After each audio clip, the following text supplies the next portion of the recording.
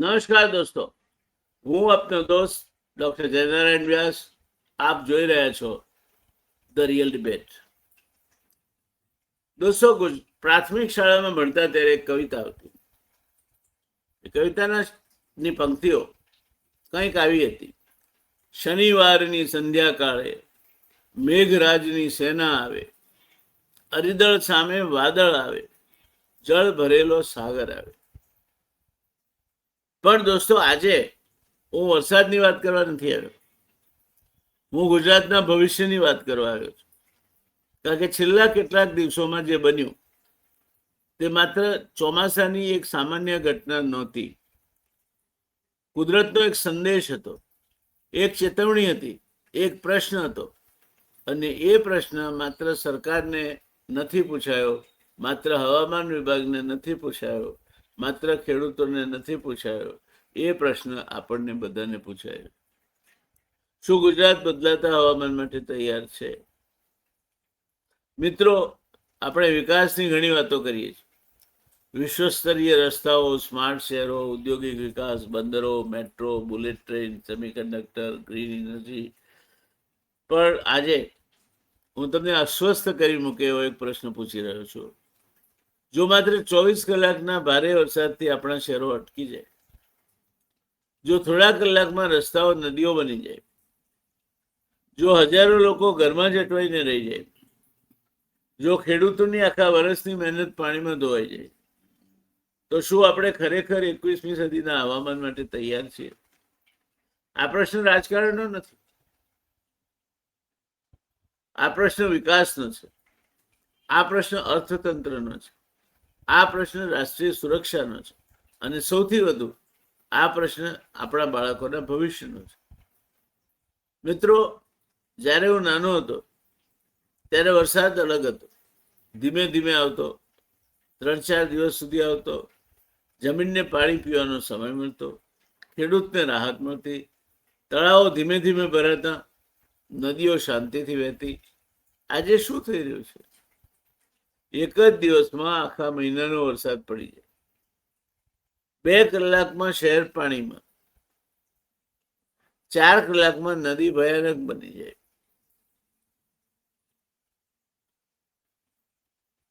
અને આ બધા જ બનાવોને પાછળ મૂકીને બીજા દિવસે ફરી સૂર્યોદય થાય. શું આ સામાન્ય છે? ના, આ એક નવા યુગની શરૂઆત છે, નવી પરિસ્થિતિની શરૂઆત છે. વિશ્વભરના વૈજ્ઞાનિકો કહી રહ્યા છે કે હવામાન બદલાઈ રહ્યું છે. પણ મને લાગે છે કે આપણે એક નાનો શબ્દ બદલવાની જરૂર છે. હવામાન માત્ર બદલાઈ રહ્યું છે તેવું નથી. બદલાઈ રહેવું અથવા પરિવર્તન પામવું એની એક ચોક્કસ દિશા હોય, ચોક્કસ ગતિ હોય, અને એ પ્રમાણે થાય. પણ દિશાહીન અને ગતિહીન જે પરિવર્તન આવે એ અસ્થિરતા કહેવાય. આજે હવામાન અસ્થિર બની રહ્યું છે, બદલાઈ નથી રહ્યું. અને આ અસ્થિરતા જ સૌથી મોટો ખતરો છે. મિત્રો, આપણે ઘણી વખત એક પ્રશ્ન પૂછીએ છીએ, આટલો વરસાદ કેમ પડ્યો? પણ આજે હું આ પ્રશ્ન બદલી રહ્યો છું. આવતા 10 વર્ષમાં આવા વરસાદ કેટલી વાર પડશે? જો આ પ્રશ્નનો જવાબ આપણે આજે નહીં આપીએ, આજે નહીં શોધીએ, તો આવતીકાલે નુકસાનની ગણતરી કરવી પડશે, હાડમારીઓ વેઠવી પડશે, ઘરમાં પાણી ઘૂસી જશે, અને વડોદરા જેવા શહેરમાં તો ઘરમાં મગર પણ ઘૂસી જશે. કારણ કે કુદરતી રીતે ચાલવાની છે, ક્યારેય ઉતાવળ નથી કરતી, સંકેતો આપે છે. જે સમય અને સંકેતને જે સમાજ સમજી જાય તે ભવિષ્ય જીતી જાય. જે સમાજ સંકેતોને અવગણે તે આપત્તિઓ ગણે. મિત્રો, આપણે આજે કડવી સચ્ચાઈ સ્વીકારવી પડશે.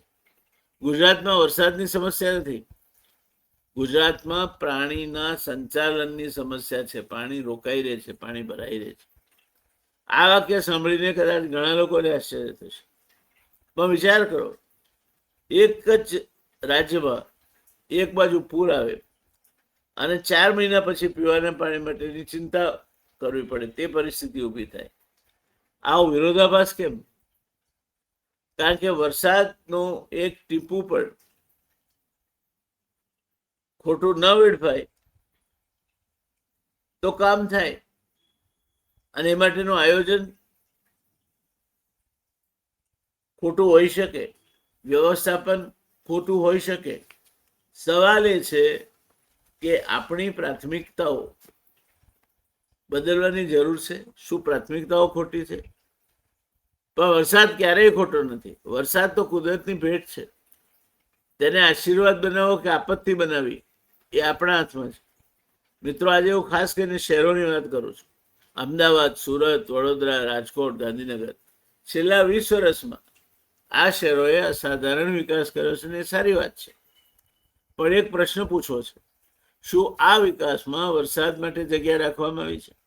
ક્યારે એવું વિચાર્યું છે કે એક સાથે 10 ઇંચ વરસાદ પડી જશે કે 12 ઇંચ વરસાદ પડી જશે તો એના પાણીના નિકાલ માટે શું કરીશું? ના, ઉલટાનું આ પાણી અગાઉ જ્યાં સંગ્રહાતું હતું એવા નાના નાના તળાવડા, વોટર બોડીઝ, આ બધાને પૂરી દઈને એના ઉપર મકાનો બાંધવામાં આવ્યા છે. હવે તમે જ્યાંથી આ પાણીને સંગ્રહવાની જગ્યા મળતી હતી એ દરવાજો જ બંધ કરી દો તો સ્વાભાવિક છે પાણી રસ્તા પર આવી જશે, અને રસ્તા પર આવ્યા પછી ઘરમાં આવશે. એટલે જ્યાં ક્યારેક તળાવ હતું ત્યાં આજે બિલ્ડિંગ છે, જ્યાં નાળું હતું, વેળો હતો, ત્યાં આજે રોડ છે, જ્યાં વરસાદી પાણી વહી શકતું હતું ત્યાં જ કોન્ક્રીટ પથરાયેલો છે. અને પછી આપણે કહીએ છીએ કે પૂર આવી ગયું. મિત્રો, પૂર ઘણી વખત અચાનક આવતું નથી. પૂર વર્ષો સુધી થતી નાની નાની ભૂલોનું પરિણામ હોય છે. ગયા વર્ષે વડોદરામાં વિશ્વામિત્રી નદી જેટલા વરસાદે ન ઉભરાવી જોઈએ એટલા વરસાદે ઉભરાઈ. ઉભરાઈ ત્યાં સુધી વાંધો નહીં, એના પાણી રહેણાંક વિસ્તારોમાં પહોંચ્યા. વિશ્વામિત્રી નદીમાં મગરો છે, એટલે સવારમાં કોઈ માણસ ઉઠે અને દિવાનખાનામાં પાણી આવી ગયું હોય તો વાંધો નહીં, પણ સાથે મગર પણ મોઢું ફાડી બેઠો હોય. આ પરિસ્થિતિનું નિર્માણ થયું. કેમ? તો વિશ્વામિત્રીના તટ પર બંને બાજુએ અતિક્રમણ થયું છે, ગેરકાયદેસર બાંધકામ થયા છે. એક મોલ એવો બન્યો છે જે કોઈ મોટા રાજકીય નેતાની એમાં ભાગીદારી છે એવું કહેવાય છે કે એ અગોરા મોલને કારણે પણ પાણી માટે બોટલ નેકિંગ, જેમ સોડા બોટલમાં બાટલીનું જે ઉપરનો ભાગ છે તે સાંકડો હોય, એ બોટલ નેકિંગ થયું છે. કુદરતનો પોતાનો નકશો હોય છે, પાણીને પોતાનો રસ્તો હોય છે. આપણે એટલા માટે જ કહીએ છીએ કે water will find its way. પાણી પોતાનો રસ્તો શોધી લે છે. જો આપણે રસ્તો બંધ કરી દઈએ તો તમે એને સલુકાઈથી રસ્તો નહીં આપો અને એનો હક છીનવી લેશો તો એ બળજબરીથી તમારી પાસેથી પોતાનો હક મેળવી લેવાને સક્ષમ છે, અને ત્યારે નુકસાન થાય છે. આથી હવે વિકાસનો અર્થ માત્ર વધુ રસ્તા બનાવવા તેવો નથી. કુદરત સાથે સમાધાન કરીને વિકાસ કરવો પડશે. આગળનો પ્રશ્ન ખેડૂતોનો છે. ગુજરાતનો ખેડૂત વરસાદની રાહ જુએ છે, પણ ખેડૂત અતિશય વરસાદ એને માફક નથી આવતો. એને અતિશય વરસાદ નહીં, સંતુલિત વરસાદ જોઈએ, સાધારણ વરસાદ જોઈએ. ખેતરમાં ઊભું પાણી એટલે ભરાયેલું પાણી છોડના મૂળિયા કોવાવી કાઢે છે. એ વિનાશ છે. આજે હવામાનનું સૌથી મોટું પરિવર્તન માત્ર વરસાદની માત્રામાં નથી, તે વરસાદની તીવ્રતામાં છે. આપણે એમ કહીએ કે હમણાં નવો વરસાદના પાણીને લઈ જવાનું રેઇન વોટર ડ્રેનેજ બન્યું છે, પણ એને એ ડિઝાઇન છે એ કલાકના 2.5 ઇંચ કે કલાકના 3 ઇંચ માટે કરવામાં આવી છે. એક સાથે કલાકમાં 5 ઇંચ વરસાદ પડી જાય અને સતત પડતો રહે, સ્વાભાવિક છે એ નકામવું પડશે. અને તમે 10 ઇંચ માટે ડિઝાઇન કરો તો અબજો રૂપિયા ખર્ચો વધી જાય.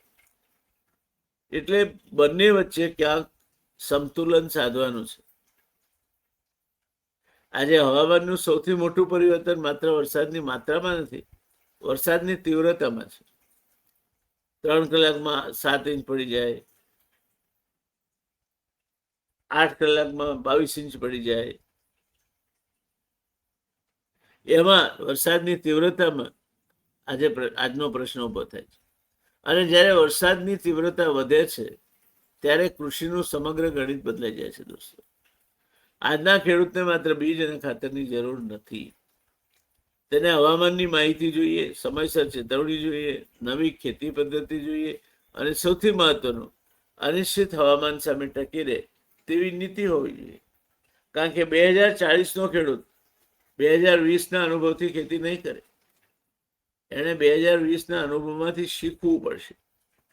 આ વાત આપણે જો ખ્યાલમાં રાખીએ તો બદલાતું જતું હવામાન એ ગુજરાત સામે ઊભો થયેલો સતત પડકાર છે. શું આપણે હવામાનને ધ્યાનમાં રાખીને ગુજરાતનું ભવિષ્ય તો આયોજન કરી રહ્યા છે? આ પ્રશ્નનો જવાબ હજુ મળતો નથી.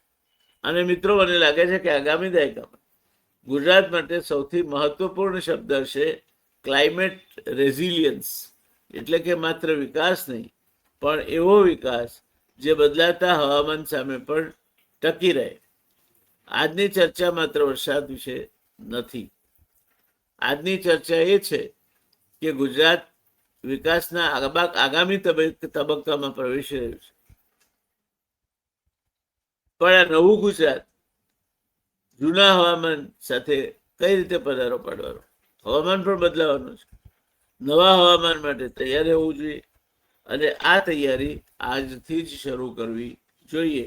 કારણ કે આગ લાગે ત્યારે કૂવો ખોદવા બેસવાથી કોઈ પરિણામ આવતું નથી. મિત્રો, હું આજે ખૂબ જ અસ્વસ્થ કરતો પ્રશ્ન તમને પૂછવા માંગુ છું. શું આપણે હજુ પણ વરસાદને માત્ર કુદરતી ઘટના તરીકે જોઈએ છે? જો જવાબ હા હોય તો આપણે 21મી સદીના સૌથી મોટા પડકારને હજુ સમજ્યા જ નથી. આજે વરસાદ માત્ર આકાશમાંથી પડતું પાણી નથી. વરસાદ એટલે પાણીની સુરક્ષા, ખાદ્ય સુરક્ષા, ઉર્જા સુરક્ષા, આર્થિક સુરક્ષા અને આંતરરાષ્ટ્રીય સુરક્ષા. આ બધા પ્રશ્નો વરસાદ સાથે જોડાય છે. વિશ્વની મોટી અર્થવ્યવસ્થાઓ હવે ક્લાઇમેટ સિક્યોરિટીને મહત્વ આપતી થઈ છે. કારણ કે તેમને સમજાઈ ગયું છે કે એક મોટું પૂર, એક લાંબો દુષ્કાળ, એક ગરમીની લહેર આખી અર્થવ્યવસ્થાને હચમાવી દઈ શકે છે. અને એ હચમચાવી શકતી હોય તો ગુજરાતનો ઇતિહાસ પાણી સામેના સંઘર્ષનો ઇતિહાસ રહ્યો છે. ઉત્તર ગુજરાતે ઘણા દુષ્કાળ જોયા છે. તે રીતે 2 દિવસમાં 23 ઇંચ વરસાદ પડી જાય તેવી સ્થિતિ પણ જોઈ છે. સૌરાષ્ટ્રે પાણી માટે સંઘર્ષ કર્યો છે. કચ્છની તરસનો ઇતિહાસ તો આજે પણ આપણી નજર સામે છે. કેટલાક વિસ્તારોમાં એક જ દિવસમાં એટલો વરસાદ પડે કે આખી મોસમનો વરસાદનો લગભગ મોટો ભાગ એ વરસાદના પાણી રૂપે વરસી જાય. શું આપણે એની ચિંતા કરીએ છીએ? અને દરેક સોસાયટી વરસાદી પાણીનો સંગ્રહ બનાવે, વરસાદનું પાણી નિકાલ થઈ જાય તે પ્રકારની વ્યવસ્થા કરે એ આપણે વિચારીએ છીએ.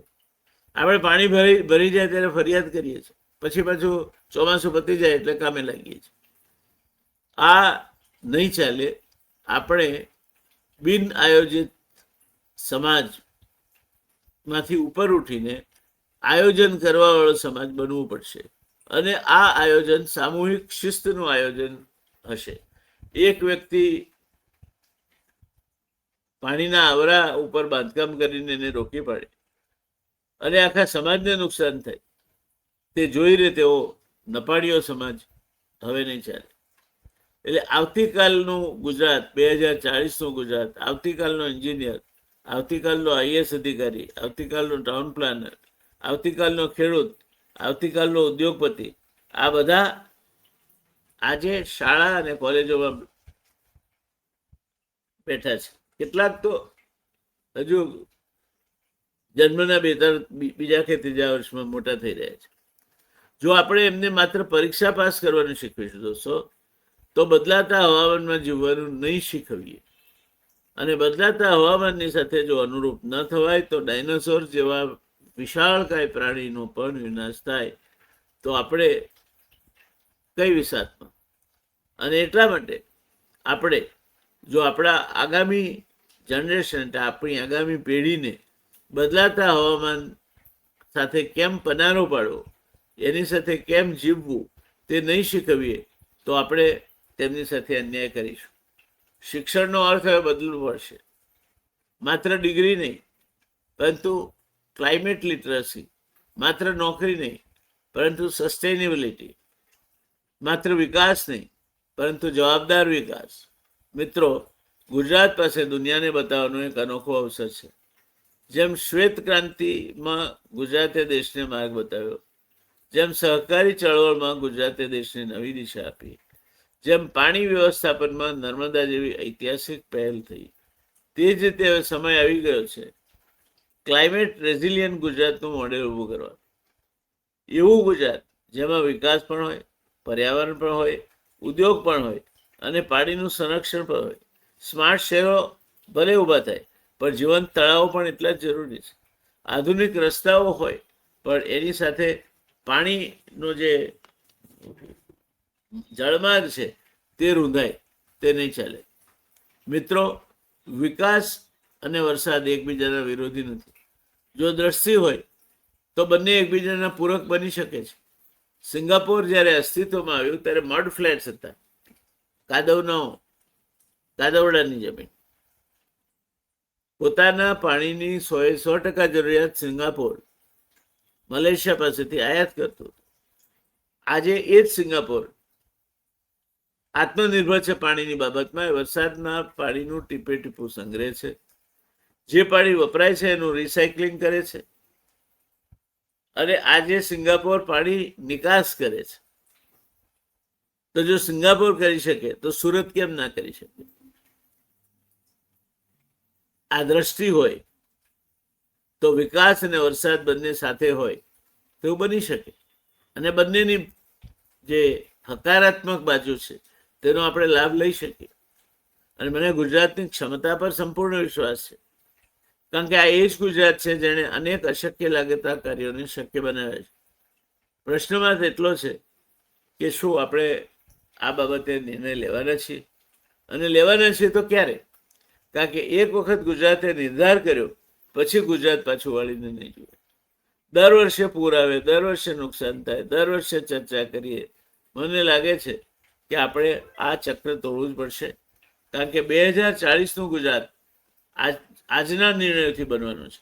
અને મિત્રો, યાદ રાખજો, કુદરત ક્યારેય ઉતાવળ નથી કરતી, પણ કુદરત ક્યારેય રાહ પણ નથી જોતી. જે સમાજ સમય પહેલા તૈયાર થાય, ભવિષ્ય તેનું હોય છે. અને જે સમાજ માત્ર આપત્તિ પછી જાગે, તેને વારંવાર કિંમત ચૂકવવી પડે છે. અને એટલે આજે હું માત્ર એક નાનકડી અપીલ કરીને મારી વાત પૂરી કરું છું. વરસાદને સમાચાર તરીકે ના જુઓ, કોઈની આગાહી તરીકે પણ ના જુઓ, તેને સંદેશ તરીકે જુઓ. કુદરત આપણને કહી રહી છે તમારો વિકાસ હવે નવા હવામાનને ધ્યાનમાં રાખીને કરો. જો આપણે આ સંદેશ સમજી જઈશું તો આવનારા 20 વર્ષ ગુજરાત માટે સુવર્ણ તક બની શકશે. જો નહીં સમજીએ તો વિકાસનો ખર્ચ વધતો જશે અને તબાહી પણ વધતી જશે. પસંદગી આપણા હાથમાં છે.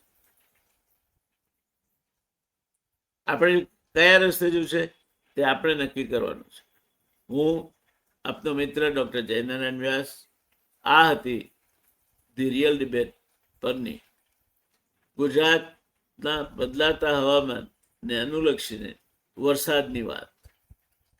બદલાતા હવામાનમાં તાપમાન પણ વધવાનું છે, બદલાતા હવામાનમાં પ્રદૂષણ પણ વધવાનું છે. આ બધાની વાતો વખત આવે આપણે કરતા રહીશું. ત્યાં સુધી આપે જો સબસ્ક્રાઈબ ના કર્યું હોય તો કરી લેજો. બીજા આપણા મિત્રો પણ સબસ્ક્રાઈબ કરે અને આપણા સબસ્ક્રિપ્શનની સંખ્યા 2026ની સાલ પૂરી થાય તે પહેલાં 1 લાખનો આંકડો પાર કરી જાય. એ રીતે આપણે આગળ વધીએ. એમાં મારે તમારો સહકાર જોઈએ છે.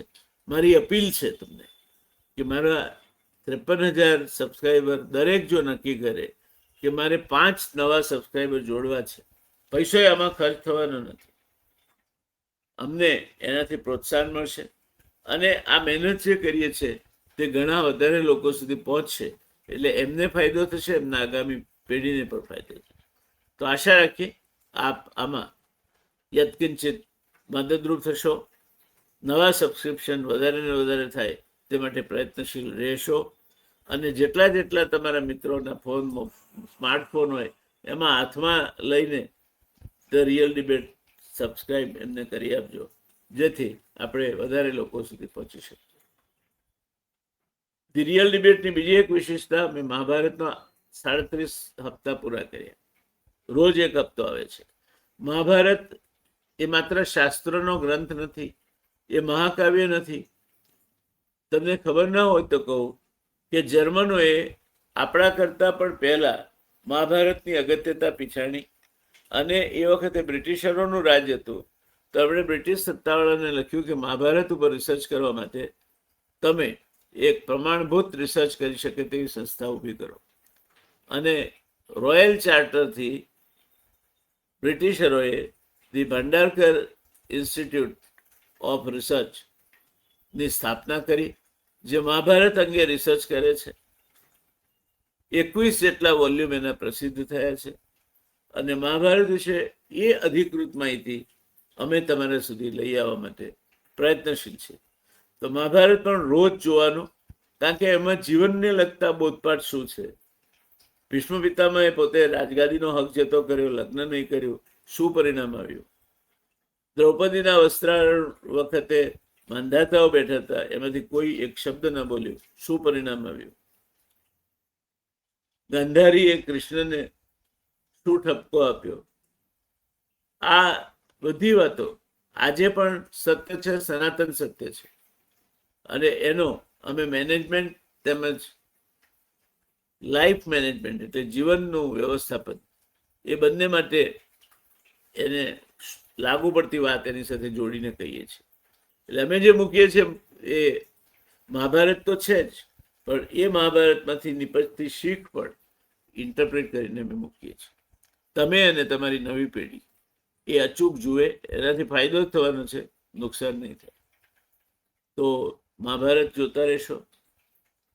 અહીંયા સબસ્ક્રાઇબ ન કર્યું હોય તો કરી દેશો, અને બીજાને પણ આપણા સબસ્ક્રિપ્શન સાથે જોડશો એવી વિનંતી સાથે હું આપનો દોસ્ત doctor Jaynarayan Vyas, the real debate માટે. ધન્યવાદ. જય જય ગરવી ગુજરાત, જય જય ગરવી ગુજરાત.